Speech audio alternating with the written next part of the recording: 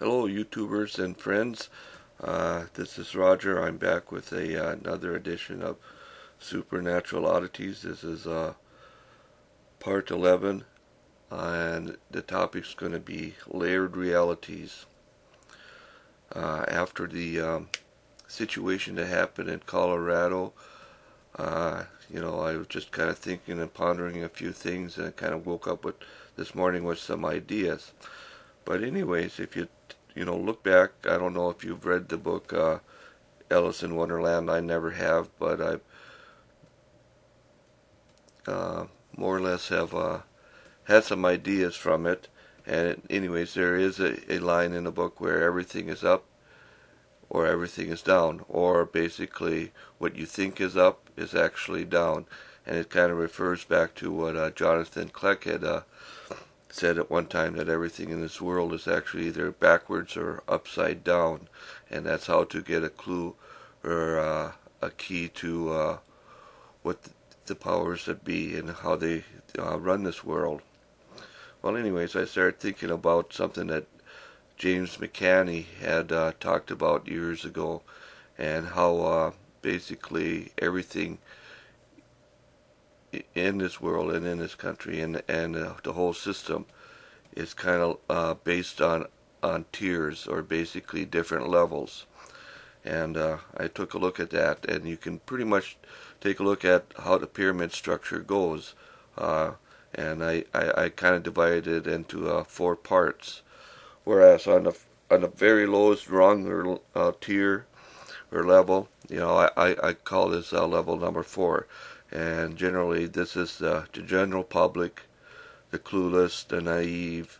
It includes quite a large population of different socioeconomical levels and people in it, including the educated, educational, and professionals.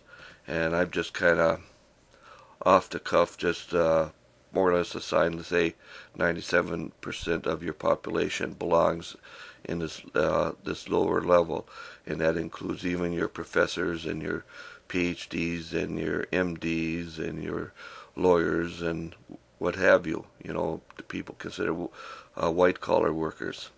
Then on the next level up, I labeled as level 3. And these are pretty much your initiated ones, your handlers and controllers, your corporate leaders, your managers, the people that are vetted, for their positions, that'll kowtow to whatever the demands from the higher level. They also include your media people. And, excuse me, and basically what Cliff High refers to the media as the propaganda press. Then, and I kind of off the cuff here to assign that, there's probably 2.75% of the population maybe fits in here. And then the next level up is I consider this level 2, and this is where it's the psychopaths and the occultists that are on this level. These are the people that really are pretty much in the know and controlling everything. And what drives them, what's the force behind them? It's all about power. They just want to have power over everybody. So yeah, they're the power hungry, and I would assume that that's probably about 0.25% of the population fits in there.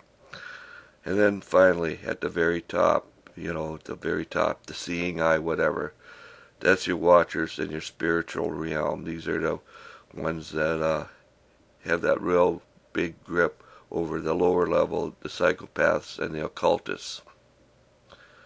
And I'm going to give you a few examples that will probably kind of confirm this here. Let's take a look at things that operate at the college level or university level, and mainly in as an example in regards to getting or proposing research grants and getting money, because the whole machine, everything is pretty much all run by money. Well, let's say you have a professor, I don't know, any department, we'll just say microbiology by chance, and this gentleman, he's on the lower rung on the on a level 4 like the rest of us, and in that 97% category. Well, in order to get money to do research, he'll need, money to buy certain equipment, to hire people to work in his lab, and blah, blah, blah, blah, this. And so what he does, he writes up a paper and proposal and sends it forward up the chain, and that eventually, let's say, gets to some government or national government center, and they'll review everything, and if they like what they see and read, they'll send it back and say, yeah, you're approved and you will get this funding, which will bring in money for the university and stuff. But let's just say he's, what he proposed is a little bit out of the ordinary, and he's starting to maybe look at things on a higher level. Well, they'll send back and say, well, yeah, we don't really like this here. This has to be redone, and maybe you should look at doing something right at this here point or focus. So he'll get that back. He'll have to rewrite that whole thing, and following the commands of the higher level individuals, he will rewrite that and then resubmit it, and then they'll approve it, and so he'll get his grant and the money, and be able to buy the equipment, hire the people, and do that research for him. But anyway, so that's how that system kind of works.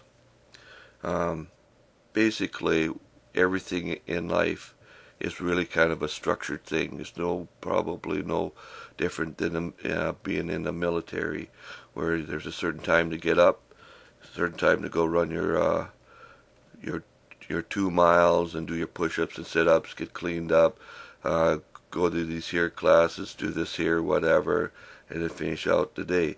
So everything is pretty much organized and controlled by a higher level. And a lot of this here busy working control is just, besides being something to keep everybody structured, but it's also to keep you distracted from what's going on at higher levels. So, for instance, let's say that microbiologist wanted to do some research on something, like, say, for instance, he was kind of getting out of his realm, and it all got rejected. So, but let's say on a higher level, it's probably stuff that is going on, but they want to keep things under a wrap. So I guess, in that respect, up on a higher level, you would have something like, say, the military doing their little microbiology research at, say, some specific institution or underground facility, and I think that such as say Fort Meade or whatever. Okay, so. But that's it. Everything is kind of controlled by a higher level entities. Now, moving on to the next quick little topic here. Zeph Daniel has talked a few times in the past year or two about the rise of the psychiatrists. Well, I don't know if you're familiar about how things kind of work in the communist countries, but it's a pretty well-known fact that in, say, Russia or Soviet Union, or the secret Soviet Union, Russia, the use of psychiatrists is quite is used a lot, let's just say. And basically, if there's somebody that they don't really approve of, that's kind of somewhat of a dissident, or asking questions or pointing out things, well, what do? They send them to a psychologist, psychiatrist. Yeah, they try to label them and more or less make him an outcast in his community. Well, one of the things that the psychiatrists and psychologists really rely on heavily is called the MMPI, which stands for the Minnesota Multiphasic Inventory, which is basically a screening tool of 600 questions, and it's generally on, the lower level, what the psychologists and psychiatrists are looking at is to screen out the paranoid, the neurotic, the schizophrenics, the delusional, whatever, something on that level. But on a higher level, what's going on is, and they're probably not aware of this, or if they are, they're going to deny it.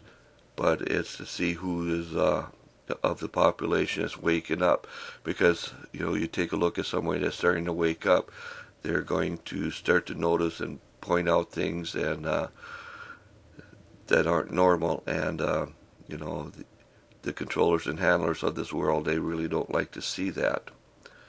Another tool that's really quite widely used is called a DSM-4. I'm not exactly remember what the DSM stands for, but it's a diagnostic tool or whatever. But more than anything, it's used for labeling all kinds of psychological manifestations, let's say. And wow, yeah, it's but let's just move on here. It's a thick book, and it's filled with all kinds of things. Another thing they look at, okay, childhood trauma and experience. Okay, so anyways, with between these two tools, the MMPI and the DSM-4, they're looking at the childhood trauma and experiences, and how certain behaviors are manifested, and the reliving of certain events that happened earlier in one's life. And the thing is a lot of these here things get really embedded, and a lot of this reliving of these here earlier nightmares, sometimes come out through some kind of social role playing of some kind. But as an example of how a trauma can be embedded, and it's just there for your life. I could take a look at the dog I had for 14 years. She was more or less an abandoned dog. She was left to be fight for herself. And anyway, she showed up on a buddy's doorstep, and they had a couple dogs, and they asked me to take her in for the weekend, and she was already housebroken, so I did. But here's the thing: even after she was like 13, 14 years old, whenever I would go to reach out and pet her, she would always cringe. So she was probably quite likely an abused dog at one point in her early childhood there, and that never left her. So yeah, these here early traumas and experiences get embedded, and they just can't get rooted out. And so that's what one of the things these here psychologists and psychiatrists kind of look at to see and to find a label for your manifestations. And then the third part here, triggers and mind control. So how do these here psychopaths and occultists and initiated ones and handlers and controllers get access to you and to your mind, and to control you is through your senses. You got your 5 senses. You got your sight, sound, smell, taste, and feeling.